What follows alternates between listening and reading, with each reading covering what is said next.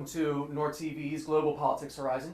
The first question is, assuming that you are elected, let's look forward to day one. You've been sworn in, and you've just closed the door to your presidential office.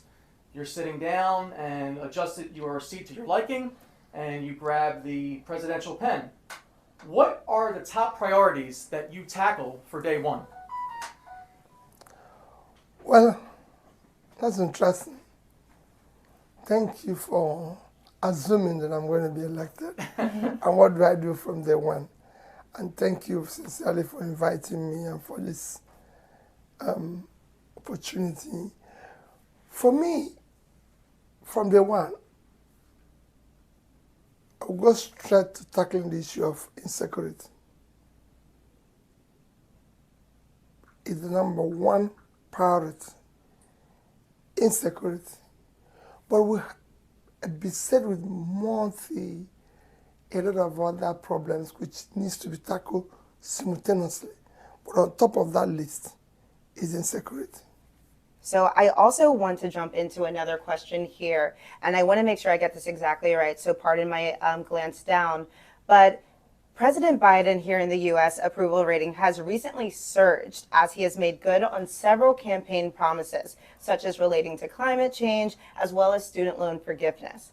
In the name of transparency, what promises should the public hold you accountable for against the next 4 years if they were to want to vote for you for re-election? Now you're talking about 4 years, so it's not day one. Yeah. I'm going to make sure that everything I promise is tackled simultaneously. Okay. And the promise is that, again, is insecurity, dealing with the issue of rule of law and order, since the government, bring stability in the polity, uniting the country, ensuring that it is transparent and visible good governance, fighting areas of corruption, which will be visible and transparent, and people will see it. Yeah. Cutting the cost of governance, investing in human capital development, and ensuring that critical areas of infrastructure, like power, it seemed to be tackled. Okay. And this, I've said, people will see, whatever we're doing will be visible, it will be measurable, people can see it. And I think that's very important for it to be visible and measurable. So that's something that we can look forward to. So thank you. That's great to know. Given the numerous challenges that Nigeria faces, corruption, like you mentioned, a lack of stable electricity, lack of job growth, etc. What message would you have for those who have already just simply given up? Well, like it's happened in every other nation, what we're going through now have happened in other nations. What it requires is just leadership. If we have a competent leadership with character and capacity, you start trying to pull the country out of all this. There's nothing difficult in saying, hey, today we're generating 4,000 megawatts of electricity, that we're going to move it in 4 years, in 5 years, from 4,000 to at least 10,000. It was rocket science. We'll do it, people will see it, people will feel it. We're going to deal with the issue of corruption. It's something that is, I preach it every day. If the leader is not corrupt, his family and those around him are not, you reduce it by 70%. And whoever is doing it knows that he's going to face the law. So if you're caught in it, no question, nobody's above the law. And you start doing this. You see, when you start doing the right things, issue of what is even mentioned, job creation, if you tackle the intangible assets of insecurity, which is number one. Deal with the issue of rule of law, law and order. Invest in human capital development. You're going to start attracting people to come and invest local first, your diaspora, then foreigners. So also, anytime the question is asked, essentially, everyone always affirms that they believe in a more inclusive government. However, we've seen time and time again, whether it has to do with gender, ethnic group, physical ability, that action isn't necessarily taken. In your, if you were to be elected, what specific pledges can we hold you accountable for regarding to this subject? What it means inclusiveness, for me, it is about, I said it before, about competence and capability. As governor of the state, of one of the states in Nigeria, I had, for example, more women working for me than men. Okay. Because they were competent. Right. So it's not a question of, it's not something that you're entitled to. Right. You know, it's not an entitlement. Right. It is the question of, are you qualified? Absolutely. You know, we have to be qualified to work, because I need to engage and work with people who are qualified, who are competent, who have the capacity to do the job they're given. It's almost an exclusive consumption economy, and it's important to transition to production. And what specific industries would you be focusing on for that? That's what I've always preached, that I want to move the country from consumption to production. And when you talk about production, it is a whole vast thing. You start from, and I give you an example of what I'm saying. If you go to Nigeria, Nigeria has vast land, vast or cultivated land. It's a country that today is sitting on 923,000 square kilometers of land. Fertile land in most places and everything. So you need to move it. You need to get people to go back to the farm. Again, security issues in some of the farms. You need to deal with the security issues to get those who have left their farmland to go back. And you need to have a development bank, like agricultural bank, to support more production in that sector, so that they can feed themselves, Nigeria can feed itself, and export agricultural products, which is very critical to us. We need our greatest assets, when I mean assets, in terms of physical assets today, is the land we have. You know, so we have vast land, physical assets, which we can invest in, not oil. The land can give, if we manage it more effectively, it can give us more money than oil. But today we're dependent on oil.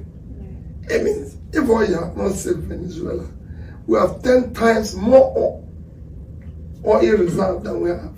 It won't save us. And oil is a diminishing asset. Even in America, yeah. Texas is not the biggest state, it's California. When you talk about two things, land, agriculture, and knowledge. And the same thing for us. We can drive this through process. We can drive agriculture, we can drive knowledge. That's considered of production. As I said, I will invest in agriculture, I will invest in knowledge. Again, the more you generate, transmit, and distribute more power, the more people go into manufacturing of finished goods. So these are specific areas that will help to create jobs, to everything, and that's what we need to do. Okay, so it sounds like subsistence farming and self-sustaining first, and then. Of course, no. It's not just subsistence.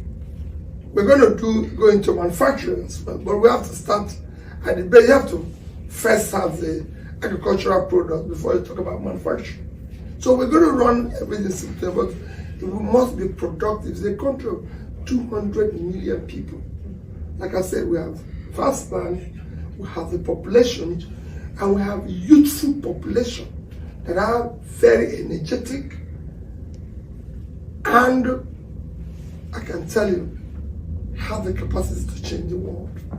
And so you did mention the youth, but brain drain is an enormous problem that Nigeria is facing right now. Many Nigerians abroad, including myself, dream of coming back home to build a home, to invest into Nigeria, to work in Nigeria, and contribute to it. However, many of us may be particularly scared due to the increasing violence that is partaking in the country. What is your action plan to fight against domestic terrorism in Nigeria?